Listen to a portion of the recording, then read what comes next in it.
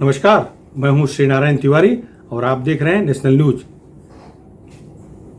आज चर्चा इस्लाम को लेकर जो भ्रांतियां फैलाई जा रही हैं उस पर है।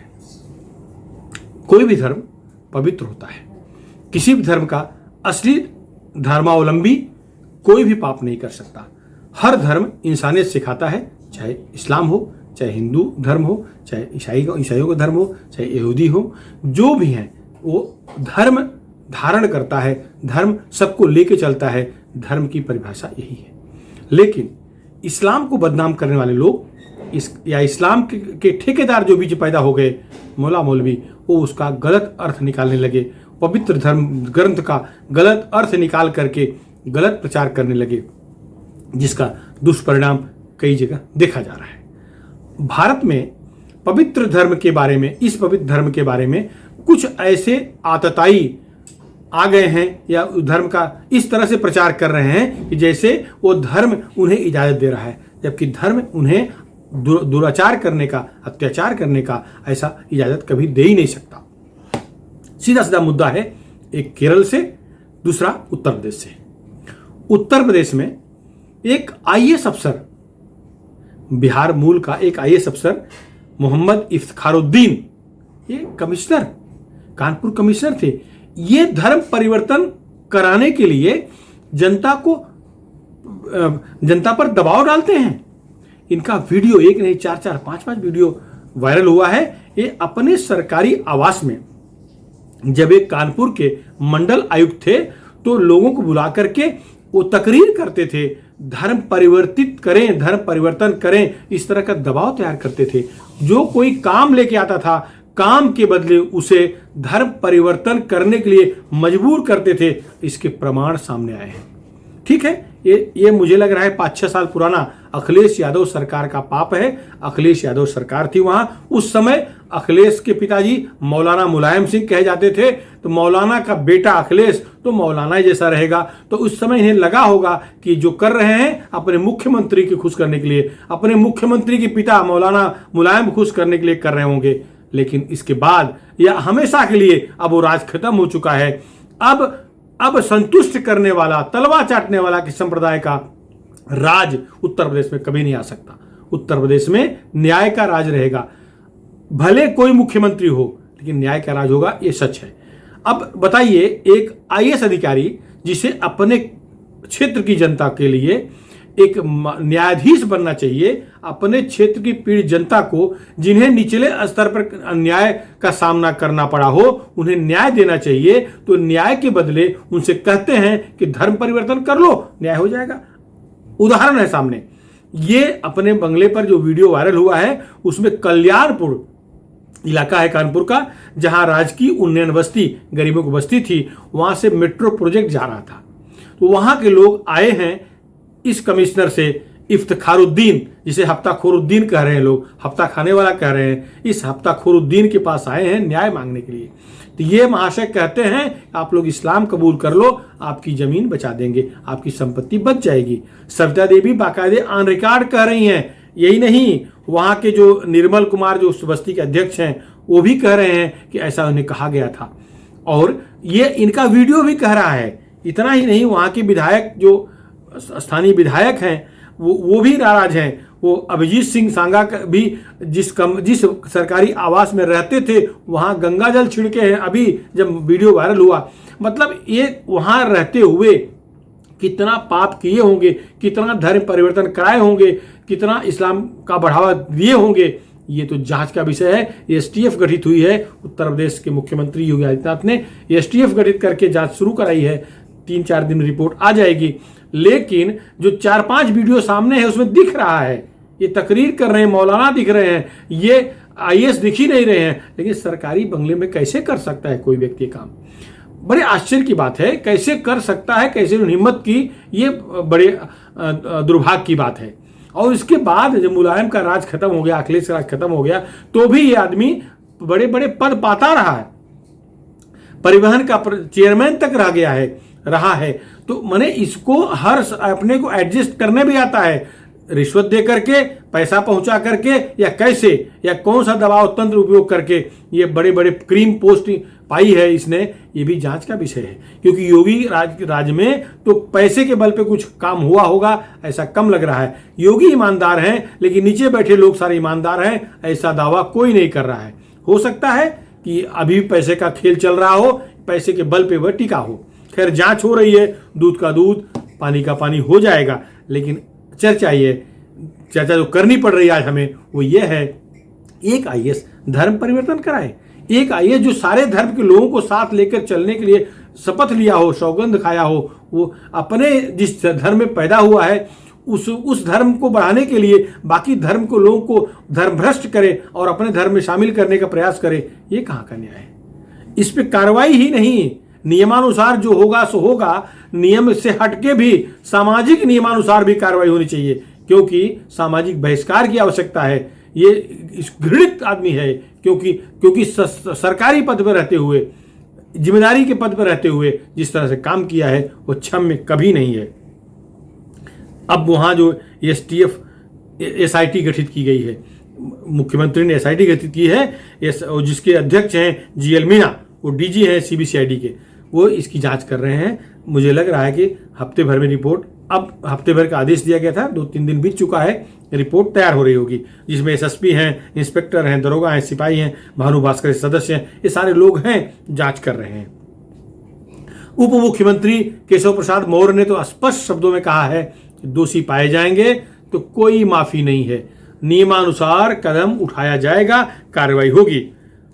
और आश्चर्य की बात यह है, मेट्रो प्रोजेक्ट को अपनी जमीन बचाने के लिए वहां निर्मल बाबा नामक एक साधु भी गए थे, उनसे भी कह रहे हैं कि धर्म परिवर्तन कर लो। अरे, वो अपने धर्म के प्रचार के लिए कार्यरत रहते हैं, उनसे कह रहे हैं कि अपनी जमीन बचानी है तो धर्म परिवर्तन कर लो। उन्होंने भी शिकायत की है। ये कितना दुर्भाग्य की बात है कि इस तरह के लोग भी समाज में हैं। ये हो गया उत्तर प्रदेश का मुद्दा। अब केरल पे आ जाइए। केरल में इस्लामिक राज स्थापित करने की योजना बनाई गई है। ये और कोई नहीं कह रहा है।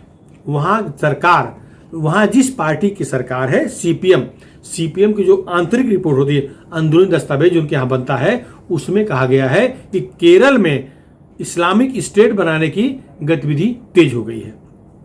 वो सबको जागृत कर रहे हैं। दुर्भाग्य ये है कि मुख्यमंत्री उनका है, सरकार उनकी है, प्रशासन उनका है, लेकिन वो कुछ नहीं कर पा रहे हैं। केवल दस्तावेज दे करके अपने कैडर को जगा रहे हैं, अपने कैडर को अलर्ट कर रहे हैं। अरे, कार्रवाई की आवश्यकता है। इस्लामिक स्टेट, ये तो सच्चाई है, जहां भी ये कम संख्या में है वहां तो बहुत सज्जन होते हैं। जहां इनकी आबादी बढ़ती है वहां कैसे होते हैं ये आप लोग अनुभव कर सकते हैं। और केरल में बहुसंख्यक हो, ऐसी बात नहीं है, कुछ जिलों में इनकी आबादी बहुत है। बाकी अगर पूरे केरल के हिसाब से देखेंगे तो केवल 27% मुसलमान हैं, 27% खाली हैं। तो अभी से इनकी मांग है इस्लामिक स्टेट बनाने की। इस्लामिक स्टेट बनाने की तरफ ये मूव कर रहे हैं, गतिविधियां इनकी चालू हैं। और बाकी लोग जो बहुसंख्यक हैं वो चादर तान के सोए हुए हैं, कुंभकर्णी नींद में सोए हुए हैं। लब जिहाद चल रहा है, जबरन जमीन जिहाद चल रहा है, कब्जा करने की जिहाद चल रहा है। बड़ी बड़ी पहाड़ियों पर चदरा बिछा दिया जाता है, हरे कलर का, कब्जा हो जाता है, किसी न किसी की मजार बना दी जाती है, मजार घोषित कर दी जा रही है। ये जिहाद चल ही रहा है। हिंदुओं की लड़कियां, ईसाइयों की लड़कियां, हिंदू ईसाइयों की बहुएं भगाई जा रही हैं लब जिहाद के नाम पर फंसा करके। उनको पैसा मदरसों से, उनको पैसा मस्जिदों से मिल रहा है। ये सारे उदाहरण वहां की गवर्नमेंट ने भी हाईकोर्ट को दिया था, जिसके पहली बार ये शब्द लब जिहाद का सुनाई पड़ा है। तो केरल सरकार ने जो हाईकोर्ट को बताया था उस चक्कर में सुनाई पड़ा था। क्रिश्चियनों ने तो बाकायदे इसके खिलाफ आंदोलन किया है, धरने प्रदर्शन दिए हैं, लेकिन लब जिहाद रुक नहीं रहा है। केरल की मजबूर ये सीपीएम की सरकार, एक कम्युनिस्ट सरकार कुछ नहीं कर पा रही है, क्योंकि उसे वोट की लालच है, वोट के कारण तलवा चाट रही है। हाँ, अभी पार्टी के कैडर को बता रही है कि इसे सावधान रहें, खुद कार्रवाई करने की हिम्मत नहीं कर पा रही है। थोड़ा सा हम केरल की सांप्रदायिक माने कि धार्मिक स्थिति समझें कि किस तरह की, कितने फीसदी आबादी किसकी है। केरल में 54.73% हिंदू हैं आज भी हिंदुओं का आबादी 54 या 55% है। तो भी केरल बहुत बड़ा राज्य नहीं, 3,40,40,98,000 का छोटा सा राज्य है, जिसमें करीब 92,16,000 मुसलमान हैं, 26.56% मुसलमान हैं। तो भी ये चाहते हैं केरल इस्लामिक राज्य बन जाए। जिस कॉम्प्लेक्स में, जिन बड़ी बड़ी सोसाइटियों में 1-2 फ्लैट होते हैं, 1-2 फ्लैटों में मुसलमान रहते हैं, तो उनसे शरीफ, उनसे सज्जन कोई और फ्लैट धारक हो ही नहीं सकता। जिस बस्ती में, जिन मोहल्लों में इनकी आबादी 1, 2, 3, 4 होती है, इनसे बड़ा शरीफ कोई नहीं होता, और ये सबसे बड़ी सभ्यता के साथ रहते हैं। ये उदाहरण किसी एक मोहल्ले का नहीं, ये पूरे भारत का है, ये पूरे विश्व का है। जैसे इनकी आबादी 10% से ऊपर होती है, ये अपना रुख दिखाना शुरू करते हैं, लब जिहाद शुरू हो जाता है। तो ये तो हम लोग पढ़ते थे। अब केरल का जो उदाहरण आया है वो देख करके आप समझ लीजिए कि ये क्या चाहते हैं। इनकी आबादी बढ़ेगी तो क्या होगा, ये आबादी क्यों बढ़ाना चाहते हैं, ये देख लीजिए आप। और केरल में ईसाई अच्छी संख्या में है, 18.38% ईसाई हैं, 63,78,000 ईसाई है वहाँ। तो ये इनका पहला लक्ष्य होता है, सॉफ्ट टारगेट, वो हिंदू लड़कियों को भगाना, लब जिहाद करना, फिर ईसाइयों को भगाना। इस समय जिन इनकी बस्तियों में जहाँ ईसाई कम संख्या में हो गए हैं, वहाँ बड़े पैमाने पर लब जिहाद चल रहा है। बरगलाकर, फुसलाकर, पैसा खर्च करके चर्च से इनको उठा ले जाना, आज सारे काम कर रहे हैं। लेकिन वहाँ की सरकार जिस तरह कदम उठानी चाहिए कदम नहीं उठा पा रही है। इससे बड़ा दुर्भाग्य क्या होगा। तो केरल में इस्लामिक स्टेट बनाने की बात चल रही है। उत्तर प्रदेश में एक IAS अधिकारी कन्वर्जन कर रहा है, हिंदुओं को या मुसलमानों या अन्य गैर मुसलमानों को मुसलमान बनाना चाह रहा है। तो अब इस पर विचार करने की आवश्यकता है कि सज्जन लोग, ये शांतिप्रिय लोग भारत में हैं, तो इन्हें शांति बनाए रखने की कोशिश करना चाहिए या अशांति बढ़ाने की कोशिश करनी चाहिए। इसमें दो राय नहीं है कि सारे के सारे लोग बुरे नहीं होते। किसी भी समाज के, किसी भी संप्रदाय के, किसी भी जाति धर्म प्रांत के लोग सबके सब बुरे नहीं होते। इसमें निश्चित रूप से वो थोड़े लोग होंगे, 5% 4% लोग होंगे जो इस तरह की विचारधारा रखते होंगे, लेकिन वो अपने बाकी सारे लोगों को, अगर 5% इस तरह विचारधारा रखते होंगे तो 95% अपने लोगों को प्रभावित करते हैं। ये कड़वा सच है। तो इनसे निपटने के लिए इनके समाज के जो प्रबुद्ध हैं, बुद्धिजीवी हैं, उन्हें आगे आना चाहिए। उन्हें आगे आकर के इन पर नियंत्रण करने के लिए इनको सही मार्गदर्शन दें, इनको सही दिशा में लाएं, इनको बताएं कि अगर ये ऐसा करेंगे तो इसका दुष्परिणाम क्या होगा।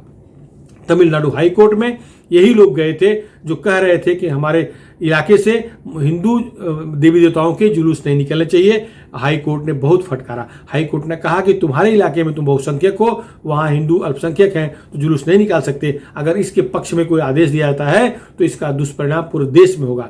जहाँ तुम्हारी आबादी कम होगी उनके बारे में सोचो। खैर, हाई कोर्ट ने इनकी बात नहीं माना, इनके मुकदमे को रिजेक्ट कर दिया। लेकिन ये सोच की बात कर रहा हूँ, इनकी सोच तो देखिए। जहाँ बहुसंख्यक होते हैं वहाँ इस्लामिक स्टेट की मांग करते हैं, जहाँ बहुसंख्यक होते हैं वहाँ अन्य धर्मियों को पूजा पाठ नहीं कर देते, अन्य धर्मियों को घंटी नहीं बजाने देते, अन्य धर्मियों को शंख नहीं बजाने देते। ये कहाँ का न्याय है? ये कितना दिन चलेगा? अगर ऐसा ही रहेगा तो भविष्य क्या होगा देश का, ये भी विचार करने की आवश्यकता है। वैसे सारे के सारे लोग किसी भी धर्म के, किसी भी संप्रदाय के, किसी भी जाति के लोग बुरे नहीं होते। इनमें भी बहुत अच्छे लोग हैं, अधिकांश लोग अच्छे ही हैं। वो थोड़े से लोग ऐसे हैं जो इस तरह की विचारधारा रखते हैं और उनका संबंध भारत के बाहर जो षड्यंत्रकारी लोग हैं उनसे है। उनके मार्फत, ISIS के मार्फत यहाँ इस तरह के काम कराए जा रहे हैं। भारत सरकार को चाहिए कि इस पर तत्काल कार्रवाई करे। केरल भारत का अंग बना रहे। अब तो इस पर भी सोचना पड़ेगा। NIA भी इस पे इसी दृष्टिकोण से अपनी जांच शुरू कर दी है। NIA की दृष्टिकोण जांच का क्या होता है आप सबको पता है। NIA हमेशा आतंकवादी गतिविधियों से निपटने के लिए सक्रिय रहती है। खबर है कि NIA ने जांच शुरू कर दिया है। ये पूरे मामले में NIA की बारीक नजर है।